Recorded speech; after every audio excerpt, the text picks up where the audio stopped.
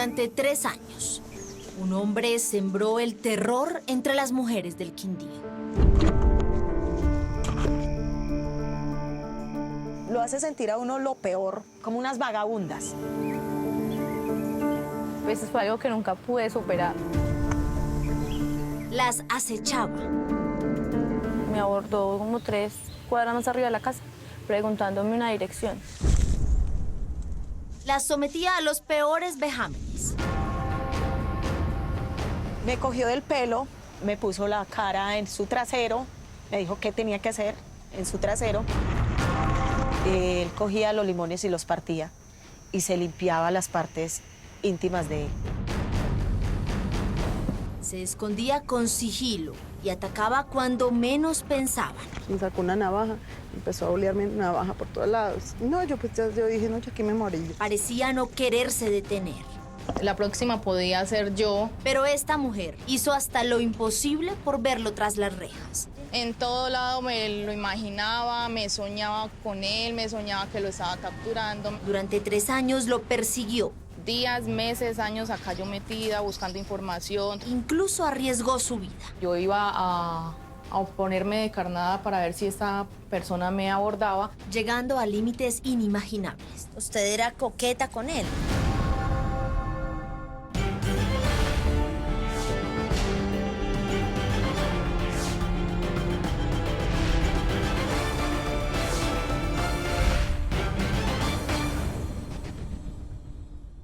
Buenas noches. En agosto de 2015, una serie de abusos sexuales contra mujeres alertó a las autoridades del Quindío. Mensualmente, este hombre que cometía toda serie de vejámenes sumaba una nueva víctima. Su identidad era un misterio total. Solo se sabía su alias, que era de ojos verdes, rubio y se movilizaba en una motocicleta negra. Pero una mujer se encargaría de unir cada una de las pistas. Una investigadora de la SIJIN fue la asignada para desenmascararlo. Paola Roja les contará cómo esta búsqueda se convirtió en una obsesión que llevó a la investigadora a un largo viaje al interior de la mente de este presunto criminal.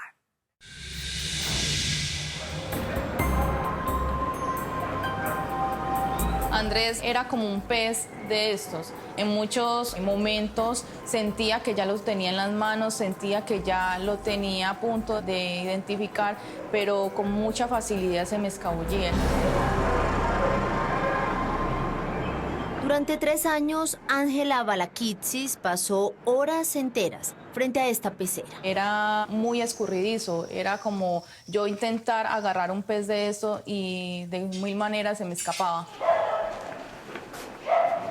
Este acuario era la metáfora perfecta de su vida. Y se me resbalaba de las manos. Era un hombre muy de buenas. Quizás él no planeaba sus asaltos sexuales, pero sí tenía muy buena suerte. Pero Ángela sabía que la suerte es pasajera y en algún momento ese escurridizo pez caería en su red. Siempre tuve la fe de que lo iba a poder capturar. Y aún arriesgando su vida. Uno sí le da temor porque uno no sabe con qué persona se va a enfrentar. Como si se tratara de una obsesión, esta atractiva mujer, que en realidad es investigadora de delitos sexuales de la SIJIN de Armenia, persiguió sola y sin tregua durante 3 años a un hombre señalado de violar despiadadamente a 13 mujeres en el Quindío. Para el finales del mes de agosto del año 2015, se recibió el reporte por parte de la URI de que en el hospital se encontraba una víctima de abuso sexual. La investigadora Ángela Balakitsis, de padre griego, pero nacida en Buenaventura, recuerda cómo inició la que considera la misión más dura que ha tenido hasta ahora en su carrera como policía. Ese día me desplacé a conocer el caso. Un procedimiento habitual. Cada vez que recibía una denuncia por abuso sexual. Al llegar a la clínica, se encontró con esta joven. Fue algo que nunca pude superar, no sé si lo superé. Elizabeth Quiroga. Tenía 19 años, pero por su aspecto físico parecía una niña. Y su relato era desgarrador. Y me quitó una chancla y me quitó, pero solamente la manga y el calzón de una pierna. Y bajó a hacerme sexo oral. Pero yo le decía a él que no, porque yo tenía el periodo. Y él me dijo que a él no le importaba eso. Y bajó y me hizo el sexo oral. Cuando ya se paró, entonces ya me subió y me empezó a penetrar. Pero el asombro apareció cuando Ángela, la investigadora, le preguntó a Elizabeth cómo había sido abordada por su agresor. La víctima hacía referencia a que era una persona con la que estaba saliendo y que finalmente, después de haber compartido con él procede a llevarla a un lugar solitario donde la abusa sexualmente. Según Elizabeth, el hombre que la abusó no actuó por sorpresa, ni la atacó a la fuerza. Una mañana que iba saliendo de mi casa rumbo a donde mi abuela, me abordó como 3 cuadras más arriba de la casa, preguntándome una dirección, porque trabajaba en un banco y venía a hacer unos cobros. Era un hombre atractivo. ¿A usted le agradó? Se notaba algo simpático y muy bien vestido y bien presentado. Era mono, barbadito, era guapo.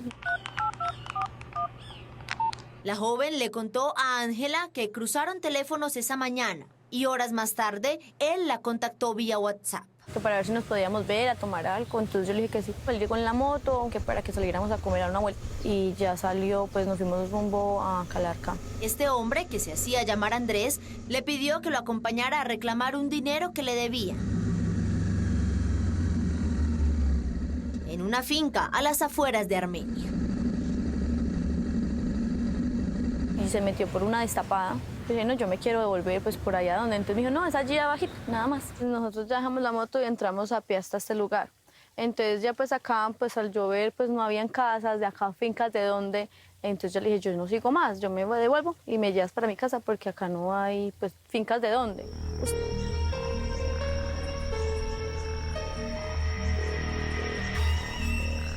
¿Usted ahí ya sintió miedo, empezó a sentir desconfianza? Sí, ya mucho miedo, por acá no hay fincas. Entonces yo ya me volteé para devolverme cuando él se me para enfrente y me dice, no, usted me gustó, entonces yo quiero algo más. Y como no quiso ser mi novia, entonces yo quiero algo más de usted.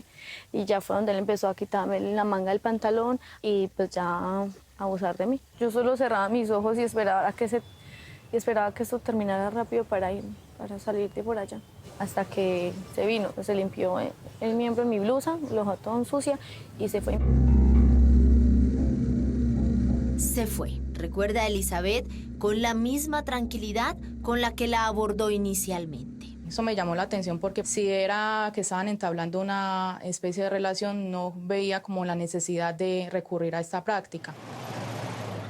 Con esta información, Ángela regresó a su oficina. Pensé que era un caso común y corriente como los que suelo atender. Las semanas pasaron y un mes después del abuso sexual denunciado por la joven Elizabeth, el 21 de septiembre de 2015, a las 10 de la mañana, la investigadora recibió un nuevo llamado. En el hospital se encuentra una víctima de abuso sexual. Al entrevistarme con la víctima, ella empieza a narrarme los hechos, indicándome que había conocido a una persona. Le pide que lo acompañe a reclamar un dinero en una finca cerca a Armenia. La víctima accede y es en el transcurso de que van hacia la supuesta finca que él la accede sexualmente. Un relato muy parecido al de Elizabeth. Unos 70 de estatura, un hombre mono de ojos claros, con un lunar en la parte izquierda de su rostro, que se moviliza en una motocicleta, que se hace llamar Andrés, que es cobrador de un banco. Todo indicaba que se trataba del mismo abusador, Ya que la trasladó al mismo lugar de la primera víctima. la vereda San Pedro, un paraje desolado al sur de Armenia, en el que abundan las plantaciones de café y no hay cerca ni fincas ni carreteras altamente transitadas. Les decía que eso les pasaba por zorras, por fáciles, por vagabundas. Sin embargo, Ángela estaba por descubrir un hecho más que la dejaría sin palabras. Al revisar los denuncios por abuso sexual en la región, notó que en el último mes, 2 mujeres más, en otros puntos de la ciudad, señalaban haber sido abusadas por un hombre con características muy similares al llamado Andrés. Coincidían en el mismo alias, en las mismas características físicas, el mismo vocabulario que utilizaba el indiciado cuando las estaba accediendo en el lugar. ¿Un violador en serie estaría suelto por las calles de Armenia? ¿Quién sería este hombre que acechaba a las mujeres a bordo de una motocicleta negra y las violaba sin piedad a las afueras de la ciudad? Buenas, ¿tienen los documentos de la moto? Empecé a buscar información, identificando conductores de motos, identificando cobradores. A partir de ese momento, todos los hombres que conducían motocicleta en Armenia entraban a ser posibles sospechosos para la investigadora. Tenía que descartar cualquier tipo de dato que él le suministraba a las víctimas, entonces empecé a identificar cobradores de bancos, cobradores puerta a puerta, conductores de motocicletas. Pero no era una tarea fácil. Más allá del hecho de que este hombre condujera una moto negra y de algunos rasgos físicos. Mono, de ojos claros. La investigadora Balakitsis no tenía mayor información. Con las víctimas se indagaba de pronto lugares en los que ellas frecuentan y que posiblemente alias Andrés las hubiera conocido para posteriormente abordarlas, hacía los recorridos, verificaba en los lugares donde ellas habían estado con él. Pero Ángela debía actuar rápido, porque su conocimiento le decía que si se trataba de un violador en serie, seguramente no tardaría mucho en volver a aparecer.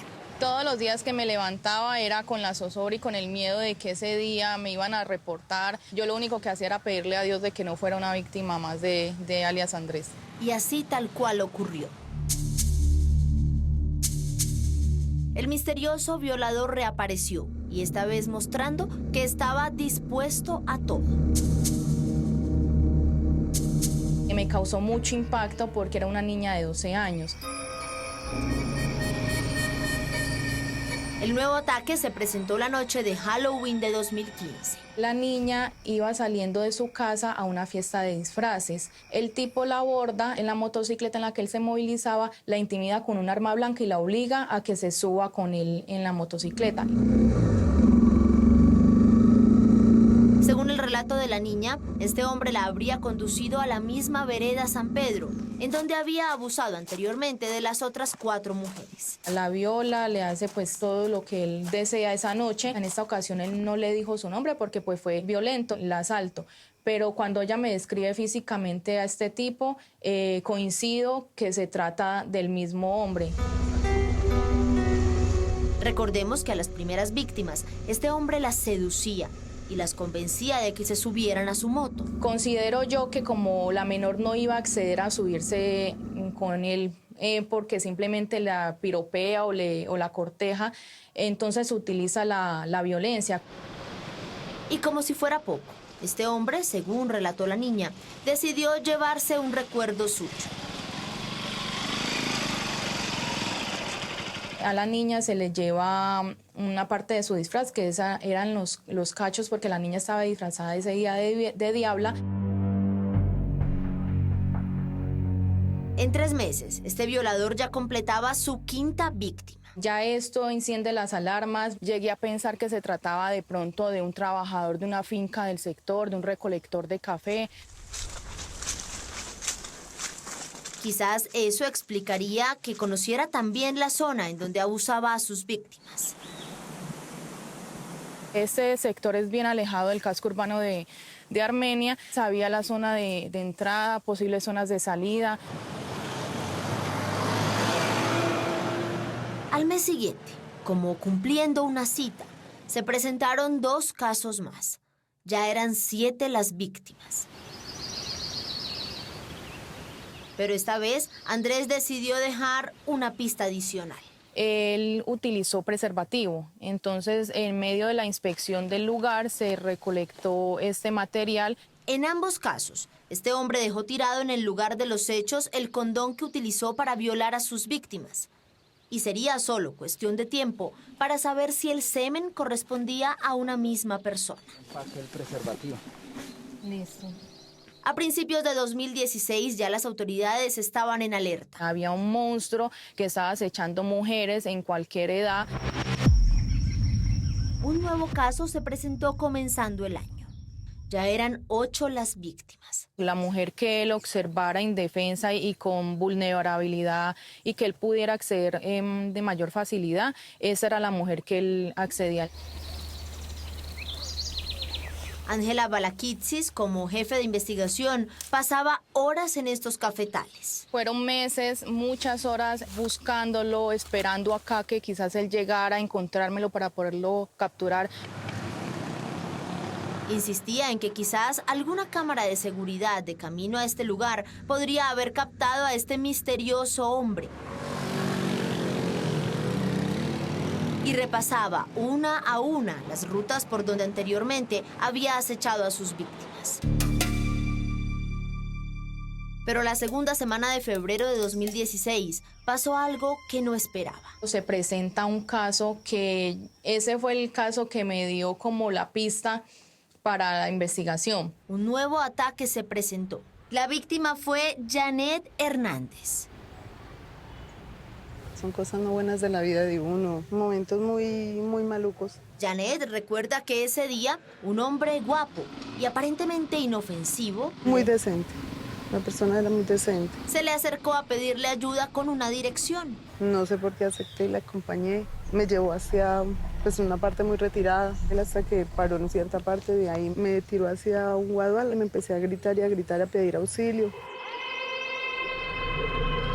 Cuando yo me vio gritando, me decía que me callara y que si no me quemaba. Janet recuerda que durante varios minutos luchó cuerpo a cuerpo con este hombre en el suelo. Me sacó una navaja, empezó a olearme una navaja por todos lados. Yo defendiéndome, yo hacía así, defendiéndome en esta posición, donde me tiró y me cortó las manos. Entonces yo dije, no, yo aquí me morí. Cuando yo cogí y volteé así, encontré un palo, entonces cogí el palo y le daba. Yo le tiraba a él con el palo, él tirándome con la navaja. Él le dio mucho susto y se paró y se fue. Pero olvidó algo fundamental, que podría dejarlo al descubierto. Un chaleco de un motocicleta, un chaleco reflectivo. Alias Andrés abandonó el lugar sin recordar que Janet tenía puesto el chaleco de su motocicleta. Ese chaleco tenía las placas de una motocicleta. Yo dije, aquí lo encontré. El 13 de febrero de 2016, Ángela tuvo entre sus manos la que consideraba la prueba reina para por fin saber quién era este presunto violador que tenía en jaque a las mujeres del departamento. Sin embargo, lo que la investigadora desconocía es que este hombre no tenía la más mínima intención de ser atrapado y a partir de ese momento puso en marcha una jugada maestra. Pero la esperanza de esta investigadora estaba puesta en el chaleco de la motocicleta con el que logró quedarse Janet, una de sus víctimas. Con las placas en su poder, la identidad de este violador, alias Andrés, estaría a punto de descubrirse. A partir de este momento puede opinar con el hashtag numeral obsesión. Ya regresamos. En esos momentos sentí que se me había ido de las manos alias Andrés. ¿No sintió temor de que de pronto este hombre sí la abordara cuando usted salía vestida de civil y que quizás abusara de usted, que usted no pudiera defenderse? Pues en esos momentos uno sí le da temor porque uno no sabe con qué persona se va a enfrentar y más lo que narraban las víctimas de él, de que se tornaba agresivo ya en el momento del hecho.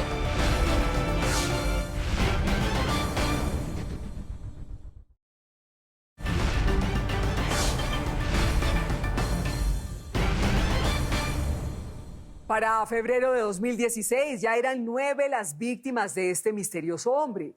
La investigadora Ángela Balakitsis tenía la misión de rastrear las placas de la motocicleta que aparecían en el chaleco para así saber quién era el denunciado violador. Pero este hombre tenía todo fríamente calculado y la investigadora se encontró con una sorpresa al rastrear las placas. Mientras tanto, el número de víctimas seguiría aumentando. Así continúa la historia de Paola Rojas. Un violador en serie andaba suelto en Armenia. Yo sí solo le pedí a Dios que lo cogieran y que no le pasara a nadie más. En tan solo 5 meses, entre agosto de 2015 y enero de 2016, al parecer el mismo hombre que andaba en una motocicleta negra había abusado sexualmente de 8 mujeres, entre ellas una niña de 12 años. Cada vez y cada mes era más frecuente y se iba aumentando el número de las víctimas. Como jugando al gato y al ratón. Así estaban Ángela y Andrés. Durante meses la investigadora recorrió uno a uno estos cafetales tratando de buscar alguna pista que le permitiera saber quién era ese misterioso hombre que sembraba el pánico entre las mujeres del Quindío. Pero él, por su parte, hábilmente encontraba la manera de escabullirse y no permitir que fuera identificado. En todo lado me lo imaginaba, me soñaba con él, me soñaba que lo estaba capturando. Pero en febrero de 2016, una 9ª víctima no solo logró evitar el abuso, sino que aportó la que podía ser la pista que lo dejaría al descubierto. Un chaleco de una motocicleta. Con las placas de la moto en su poder, Ángela pensó que sería solo cuestión de horas para poder tener los datos del hombre que sembraba el terror entre las mujeres de la ciudad. Que fue lo que le dio la luz a la investigación. Pero al rastrear entre las bases de datos de la Secretaría de Tránsito de Armenia, se encontró con una nueva sorpresa. El propietario que figuraba en los documentos de tránsito vivía en esos momentos en Estados Unidos. Es decir, era muy poco probable que pudiera ser el depredador sexual más buscado en el Quindío. Contacté a este señor y él me indicó de que él había vendido la motocicleta hacía 4 años a una consignataria de motos acá en la ciudad de Armenia. Y al contactar al dueño de la compraventa, este le contó que hacía por lo menos 1 año también la había vendido. Le solicito al propietario que me suministre un documento físico donde conste a qué persona le vendieron ese vehículo. La moto resultó estar en Pereira y su nuevo dueño era un vendedor de ropa de un prestigioso almacén de esta ciudad. Venía pues con toda la esperanza de que por fin me iba a encontrar con alias Andrés. ¿Sería John Faber Márquez el hombre más buscado por las autoridades y señalado como el depredador sexual de Armenia? Cuando llegué acá pues me sorprendí porque cuando me entrevistó con la persona que era el propietario de la motocicleta, no, pues esa persona era físicamente muy diferente a alias Andrés. ¿Cómo era ese hombre? Esa persona era un hombre alto, pero no tenía ni los ojos claros, ni era mono, ni tenía el lunar que manifestaban las víctimas de su agresor. Recordemos que este era el retrato hablado de alias Andrés, hecho por las autoridades, según la descripción de sus víctimas. Un hombre nada parecido a quien figuraba como el nuevo dueño de la motocicleta. Pero había un detalle más que no cuadraba. Pues la motocicleta era muy diferente, era una motocicleta roja con negro. Desde la primera violación, todas las víctimas coincidían en afirmar que su agresor conducía una motocicleta negra, muy diferente a la que Ángela había encontrado en la casa del vendedor de ropa y a la que pertenecía el chaleco que logró recuperar Janet, la 9ª víctima. Pero era muy extraño porque, ¿por qué razón alias Andrés tenía un chaleco que no era de la motocicleta en la que él se movilizaba? Es decir, el chaleco que usaba alias Andrés y que por descuido dejó en poder de Janet no era de su motocicleta, sino de la moto del vendedor de ropa. Pero entonces, ¿por qué estaba en su poder? ¿Qué vínculo podían tener alias Andrés y este vendedor en Pereira? Cuando le indagué por el paradero del chaleco, nunca me supo responder si lo tenía guardado, si lo había regalado, nada. Él no supo responder qué hizo con el chaleco. A pesar de que, según la investigadora, el relato del hombre en Pereira dejaba algunos vacíos, no había ningún argumento fuerte para vincularlo a la investigación. Simplemente se limitó a decir, no sé el chaleco, no sé si lo tengo en la casa, no sé el paradero del chaleco. Lo único cierto es que el hombre de Pereira ni era el violador más buscado en Armenia, ni su moto era la que usaba alias Andrés para sus fechorías. Y aunque su instinto le decía que estaba muy cerca de descubrir la verdad, Otra vez iniciaba la investigación en cero, las esperanzas que yo traía acá a Pereira de que por fin lo había logrado identificar se desvanecían. era inevitable que Ángela se sintiera derrotada, pero no descartaba la posibilidad de que este hombre estuviera allí en Pereira y no en Armenia como había creído hasta ese momento. Casi que todos los días yo salía en mi moto a verificar cámaras de seguridad. Así, durante varias semanas, la capital de Risaralda se convirtió casi en su segundo terreno de caza. Yo le decía a ella, por Dios, pero es que esto ya no es un caso, sino una obsesión la suya. Zulay Giraldo es la mamá de Ángel. Era pegada del celular a ver cómo hacía, y eso era ella, ¿por qué no lo agarro? Pero porque, uy, ya casi, ella era a veces como emocionada, ya casi, y cuando no, otra vez, uy, otra vez se me fue.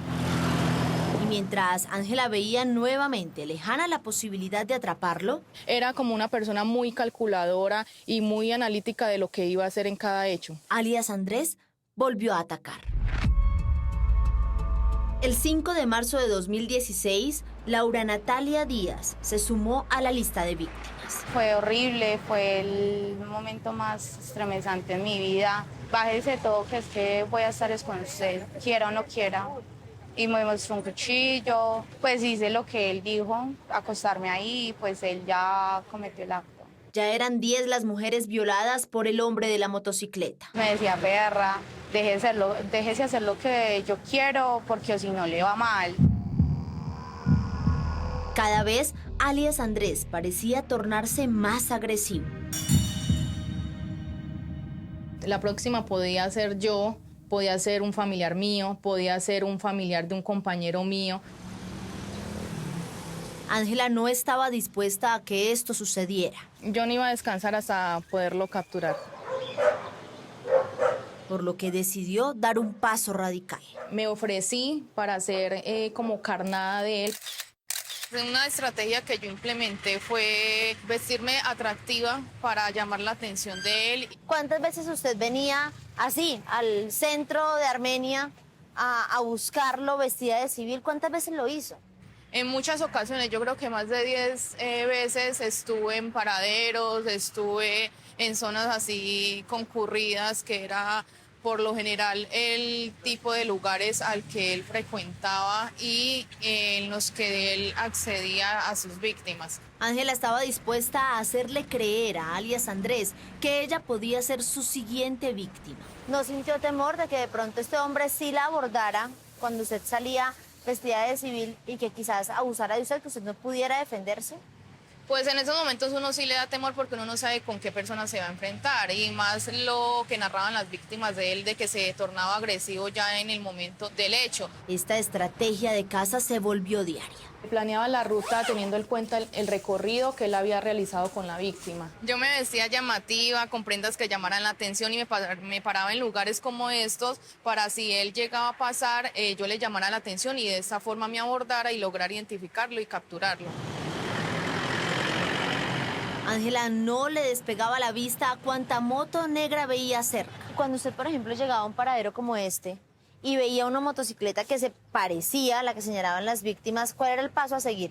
Yo me paraba y esperaba en el lugar hasta que el propietario de la motocicleta saliera y verificar si físicamente cumplía con características físicas a las de alias Andrés. La investigadora buscaba a un hombre rubio, de ojos verdes, alto y corpulento. En esos momentos pedía mucho a Dios de que por favor ese hombre pasara, de que me abordara. A veces cogía su moto y se iba a recorrer las carreteras cercanas a la vereda en la que acostumbraba a violar a sus víctimas. Fueron meses, muchas horas, yo buscándolo, esperando acá que quizás él llegara a encontrármelo para poderlo capturar. Pero nada. ¿Usted cómo se sentía cada vez que usted terminaba de hacer estos patrullajes y no tenía resultado? Sentía cierta impotencia porque pues no había logrado lo que yo había querido con el exponerme en los lugares para que él me abordara. Ni con sus seductoras curvas lograba atraer a este hombre. Y en cambio, ocurrió el efecto contrario. Se nos desapareció. Curiosamente, después de que la investigadora estuvo en Pereira buscando a alias Andrés y de que decidió ponerse ella misma de carnada, cesaron los ataques sexuales. Durante este tiempo nos dejó prácticamente cruzados de manos. ¿Será que Ángela se habría acercado tanto a él que alias Andrés sospechó ser capturado? Que ya veía que las autoridades sí estábamos investigando, que estábamos cerca de él, entonces replanteó su estrategia de salir cada mes a hacer daño y paró su accionar delictivo. ¿Estaría en Pereira o sería alguno de los motociclistas a los que ella siguió durante horas, mientras se hacía pasar por una indefensa mujer del común? Se empezó a divulgar ya a las fiscalías de otros departamentos, a los compañeros de los seccionales de investigación criminal de otras unidades, para que estuvieran atentos y que en cualquier momento que se presentara un caso con características similares o la descripción física de esta persona, nos informaran. Pero Ángela no estaba dispuesta a dejar de dar la pelea.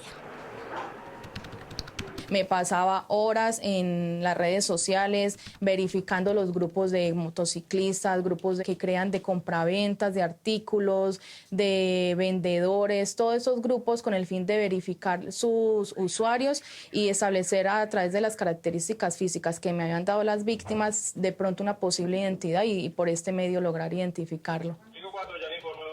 Que a veces salía del trabajo 7, 8 de la noche y venía y se cambiaba y decía me voy a ir un rato para tal lado, para tal paradero, por tal bomba o por tal barrio. Y yo le decía, ¿pero por qué? ¿Tiene algún compañero? No, yo me voy sola.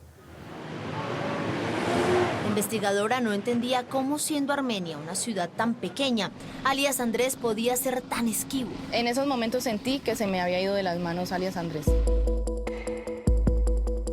Sin saber nada de este hombre y sin que se presentara ni un solo caso más, pasaron 2 años y medio. Se consideró la posibilidad de que se hubiera desplazado a otra parte de Colombia. Pero cuando menos lo esperaban, alias Andrés volvió a atacar.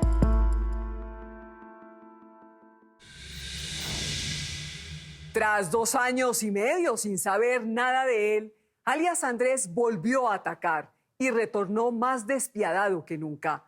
La estrategia de ponerse de carnada no estaba funcionando, pero Ángela no estaba dispuesta a rendirse. ¿Qué haría para lograr la captura de este presunto violador? Ya regresamos. Se limpiaba las partes íntimas de él. Con limón. Con limón, después de que se quitaba el preservativo.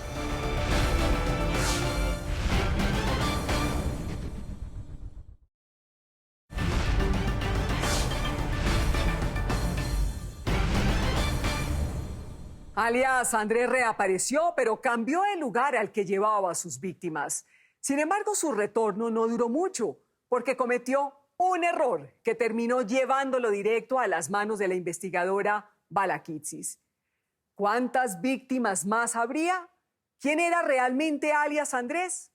Así termina la historia de Paola Rojas. Como el depredador que espera el descuido de su presa para atacar, en septiembre de 2018, alias Andrés reapareció. Nuevamente, una mujer denunció haber sido violada por un hombre a bordo de una motocicleta negra que se hacía llamar Andrés, era rubio y de ojos claros. Pero esta vez lo hizo en otro lugar, en una zona conocida como el Alto del Río, vía Armenia-Calarcá. ¿Por qué cree Ángela que él cambió de sector? Fue una estrategia de él para evitar ser descubierto, para evitar que quizás nosotros le tuviéramos de pronto una trampa. Al revisar las cámaras de seguridad de la ruta que tomó para llegar al punto en donde abusó de su nueva víctima, la número 11, Ángela encontró esta imagen. Era la primera vez que lo veía. Sentía en ese momento de que yo lo podía lograr, de que a mí no me podía quedar grande atrapar a este hombre. Un mes después, el 6 de octubre de 2018, alias Andrés aumentó su número de víctimas. Atacó a 2 mujeres más. Me sentía sucia, me sentía mal. Era el peor momento de mi vida. Luz Helena Morales fue la víctima número 13 de alias Andrés. Y me empezó a quitar la ropa. Y pues empezó a decirme palabras muy feas. Perra, zorra, me botó la ropa. Me cogió del pelo, me puso la cara en su trasero. Me dijo qué tenía que hacer en su trasero. Era un relato tan impactante. Se limpiaba las partes íntimas de él. Con limón. Con limón. Después de que se quitaba el preservativo. Que luego de escucharlo, Ángela, la investigadora, se hizo una promesa. Este es el último caso que voy a atender de este tipo. Juro que lo tengo que capturar. Y ocurrió algo inesperado. Encontramos que él le realizó una llamada a ella. Después de presuntamente abusarla. Después de presuntamente haberla abusado. Luz Helena contó que días antes de su violación, alias Andrés ya la había abordado en la calle. Pues que vengo de Pereira buscando a unos amigos y pues vengo perdido, embolatado. Y que después de intercambiar teléfonos, empezó a contactarle. Era saludándome, preguntándome cómo estoy, dónde estoy. Hasta que ese 6 de octubre la subió a su moto y la abusó. Días después, al parecer, alias Andrés la contactó para amenazarla si llegaba a denunciar. Se realiza un análisis link que nos arroja que esa llamada se efectuó de este punto. En el sector de Cuba, un barrio popular del sur de Pereira. Se optó por indagar con el señor de venta de minutos si conocía a una persona con las características de alias Andrés. El vendedor me manifestaba que son constantes las personas que arriman a ese lugar, por lo tanto no tenía claro para la fecha de la llamada quién había sido la persona que la realizó. Lo que sí tenía claro Ángela es que Pereira volvía a aparecer en su radar. Recuerdan que 2 años atrás, la 9ª víctima de alias Andrés, de nombre Janet, se había quedado con un chaleco de motocicleta como este y que Ángela había rastreado las placas que allí aparecían, dando como propietario de la moto a un hombre vendedor de ropa que vivía en Pereira. Aunque la investigadora estaba segura de que el vendedor no era alias Andrés, su olfato le decía que sí tenía algún tipo de vínculo con el hombre señalado de abusar de 13 mujeres en Armenia. Ingreso a la red social de Facebook, ubico el perfil del propietario del chaleco y es así que empiezo minuciosamente a buscar entre sus contactos qué personas podrían tener los rasgos físicos compatibles con alias Andrés. Ángela encontró a un sobrino de la esposa del hombre en Pereira, muy parecido físicamente a alias Andrés. Creía que podía tratarse de su hijo. Empieza a enviar saludos, a comentar fotos. Por supuesto, Ángela no se identificó como investigadora de la SIJIN. Era un perfil con información de una mujer soltera, una mujer muy atractiva que posiblemente iba a ser una carnada más fácil para que el joven la aceptara. Le empecé a extraer información sobre su familia. Empieza a comentarme que su papá frecuentaba mucho la ciudad de Armenia. En ese momento yo ya tenía, digamos que el 90% de certeza de que ya había encontrado quién era alias Andrés. El paso a seguir era conseguir una fotografía. Solicito apoyo a la registraduría, obtengo el nombre completo de él y el número de cédula. Y por primera vez en 3 años, pudo ponerle rostro al llamado hombre de la motocicleta negra. Jonathan Peña Velasco, a la última víctima, lo reconoce y me indica que efectivamente ese es alias Andrés. Y bastó un poco de coqueteo más con el joven Jonathan Peña Arias para que Ángela supiera los sitios que frecuentaba su papá. Tiene derecho a guardar silencio, todo lo que diga puede ser usado en su contra. Finalmente, el 26 de octubre del año pasado, Ángela capturó a Jonathan Peña Velasco, alias Andrés. Peña, usted tiene una orden de captura por el delito de acceso carnal violento y hurto calificado y agravado. Me quité un peso de encima. Intentamos hablar con el vendedor de ropa en Pereira para saber por qué su cuñado, Jonathan Peña Velasco, usaba el chaleco de su motocicleta. Pero vía telefónica nos dijo no recordar nada y no autorizó a darnos entrevista. ¿El hijo de Jonathan en algún momento supo que la persona con la que estuvo hablando durante todo ese tiempo era una investigadora de la SIJIN? No, en ningún momento. Imagino que hasta ahora se va a dar cuenta. Buscamos en Pereira a Jonathan Peña Arias, el hijo del hombre señalado de ser alias Andrés. ¿Usted sabía que finalmente a su papá lo logran pues coger porque una investigadora de la SIJIN habló con usted a través de Facebook? No sabía. ¿Le sorprendió la captura de su papá? Pues sí, porque yo que iba a saber que lo iban a coger por eso. ¿Usted cree que él es inocente? Sí. Desde el momento de su captura, Jonathan Peña ha dicho que es inocente. Tiene derecho. Su proceso está en etapa de juicio y aún no ha sido condenado. Pero Ángela cree que no falta mucho. Con todos los elementos materiales probatorios que se recolectaron durante toda la investigación, son más que suficientes para que esta persona reciba una condena ejemplar. Hace un par de semanas, vía telefónica, pudimos hablar con Jonathan Peña Velasco. Y desde la cárcel insistió en su inocencia. Y en que, según él, las 13 mujeres que lo denunciaron, atraídas por su físico, accedieron voluntariamente a tener relaciones sexuales con él. Dígame qué siente por él. Rabia, desprecio. Ay. Como que nosotras somos como su venganza, como un desquite, como algo así. Contra él no solo están los testimonios de Elizabeth, Janet, Laura, Luz Helena y otras 9 mujeres. En 7 de los casos, cuando los investigadores llegaron al lugar de los hechos, hallaron condones con semen. Y al ser cotejados con el ADN de Jonathan, el resultado fue positivo. Era un hombre muy afortunado, pero se le acabó su buena suerte porque le llegó una mujer que le puso su tate quieto. Por lo que Ángela Balakitsis está segura de que nunca más tendrá que ocuparse del hombre de la motocicleta negra. Y le devuelvo la tranquilidad a muchas mujeres acá en el departamento. Y su propia tranquilidad. Y mi propia tranquilidad.